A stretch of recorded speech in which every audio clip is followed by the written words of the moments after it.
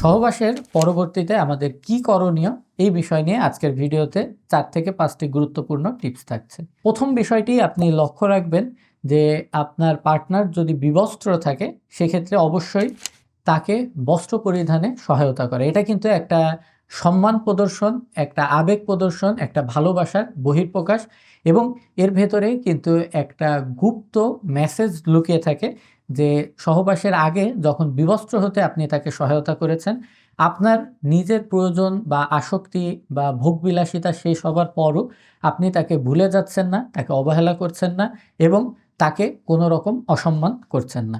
এর পাশাপাশি একটা বিষয় খেয়াল রাখবেন, অনেক সময় আমরা সহবাস শেষ হবার সঙ্গেই আমরা বাহিরে চলে আসি এবং এক্ষেত্রে আর কোনো রকম কথাবার্তা বলা, আলিঙ্গন করা বা চুম্বন দেয়া এই জিনিসগুলোকে আমরা তখন আর গুরুত্বপূর্ণ মনে করতে চাই না।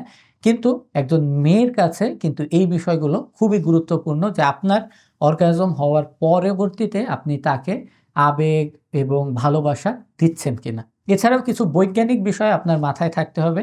যেমন সহবাসের পরবর্তীতে অবশ্যই আপনাকে প্রস্রাব করবার চেষ্টা করতে হবে। আপনার প্রস্রাবের রাস্তাটা পরিষ্কার রাখতে হবে। কারণ সিমেনের ফ্লুইড যদি আপনার এই প্রস্রাবের রাস্তাতে অথবা আপনার অন্ডকোষের ভেতরে লেগে থাকে, সেক্ষেত্রে কিন্তু এটার থেকে পরবর্তীতে ফর্নিয়াস গ্যাংগ্রিন নামক একটা ভয়াবহ রোগ হতে পারে, যেটার কিন্তু খুব সহজ কোনো চিকিৎসাবী সমাধান নেই। যার কারণে আপনার অন্ডকোষে আলসার হতে পারে, গোপনাঙ্গে আলসার হতে পারে এবং এই ঘা কিন্তু আপনার তলপেট পর্যন্ত পৌঁছে যেতে পারে।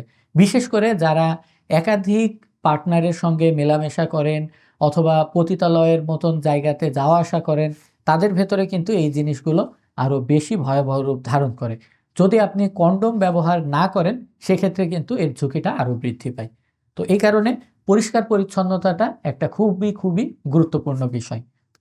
এবং আরেকটা গুরুত্বপূর্ণ বিষয় হচ্ছে যারা বিভিন্ন রকম পার্টনারের সঙ্গে সহবাস করে থাকেন, এটা আমরা কখনোই প্রমোট করি না, কিন্তু যারা করে থাকেন তাদের সতর্কতার জন্য বলছি যে নিয়মিত স্বাস্থ্য চেকআপ করাটা কিন্তু আপনার জন্য গুরুত্বপূর্ণ। বিশেষ করে এইচআইভি, এইডস, গনোরিয়া, সিফিলিস এবং যে ফর্নিয়াস গ্যাংগ্রিনের কথা বললাম, তো এই জাতীয় কোনো রকম স্বাস্থ্য ঝুঁকি যদি একবার আপনার ভেতরে ঢুকে যায় এবং এটা যদি শুরুতেই ধরা না পড়ে, তাহলে কিন্তু আপনি চিরকালের জন্য বাবা হওয়ার ক্ষমতা হারাতে পারেন, এমনকি আপনার প্রাণনাশেরও কিন্তু ভয় থাকতে পারে। এছাড়াও আপনি চেষ্টা করবেন জীবাণু থেকে পরিষ্কার থাকার, অর্থাৎ সহবাসের পরবর্তীতে যোনিপথ অথবা পেনিস এবং অন্ডকোষ এইগুলো সাবান পানি দিয়ে ভালো করে পরিষ্কার করা এবং যোনিপথের খুব বেশি ভিতরে কিন্তু সাবান পানি না দেওয়ার চেষ্টা করবেন, শুধু বাইরের দিকটা পরিষ্কার করবেন। এবং যারা বাচ্চা নেওয়ার চেষ্টা করছেন তারা কখনোই হ্যান্ড শাওয়ার খুব বেশি গতিতে যোনিপথের ভেতরে ব্যবহার করবেন না, এতে কিন্তু আপনার সিমেন ডিম্বাণু পর্যন্ত পৌঁছানোতে ব্যাঘাত ঘটতে পারে। এবং সহবাসের পরে যে কোনো রকম অস্বাভাবিক লক্ষণ দেখা গেলে সেটাকে কখনোই অবহেলা করবেন না। বিশেষ করে সহবাস পরবর্তী জ্বালাপোড়া করা অথবা কোনো রকম দুর্গন্ধ আসা অথবা অস্বাভাবিক স্রাব আসা, এই জিনিসগুলো দেখা দিলে অবশ্যই হেলথ চেকআপের ভেতরে আসবেন। আল্লাহ হাফেজ।